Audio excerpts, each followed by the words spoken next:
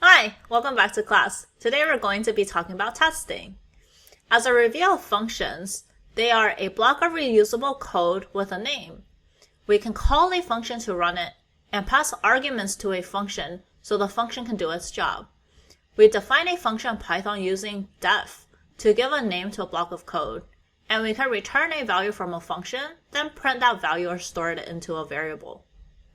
Why are functions important?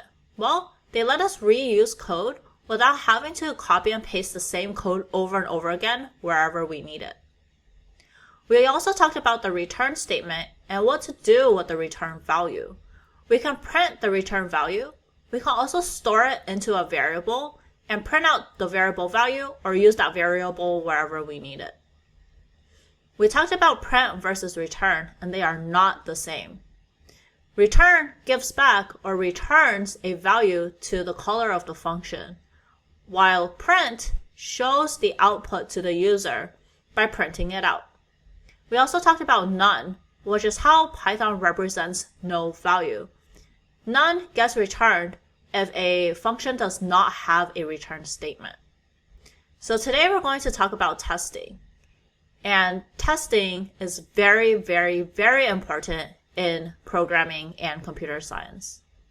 So let's say our task is to detect whether there is past Martian life on Mars. So the Mars lander sends back some soil data, and we need to write a program to detect if there was life in the soil there. How are we going to do that? Well, Earth life leaves DNA or protein enzymes behind in the soil, so we're at least going to look for those. If we find it, then there has been life there. To test the program, we're going to give it some soil rich in protein enzymes, and it returns true. Great. Are we done?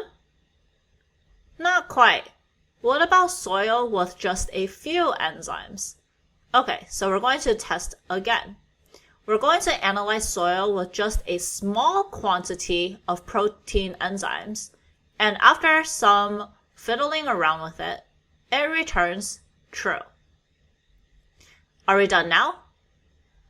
We forgot to test for DNA. We said before that if the soil is rich in protein enzymes or DNA, then there has been life on Mars. So we need to test for DNA as well, because we have just up to this point tested for protein enzymes. Alright, so test 3 and 4, we're going to analyze soil rich in DNA, and it returns true. We then analyze soil thin with DNA, and it also returns true. So is our test finally ready? Well, we never checked for no life. We've only checked for instances where we do find life. But then that way, the code could just be def detect life of the soil that we give it, return true. You only know what you've tested. So with that, we actually need to write a test to make sure that if there is no DNA and no protein enzymes, that the test is going to give us false.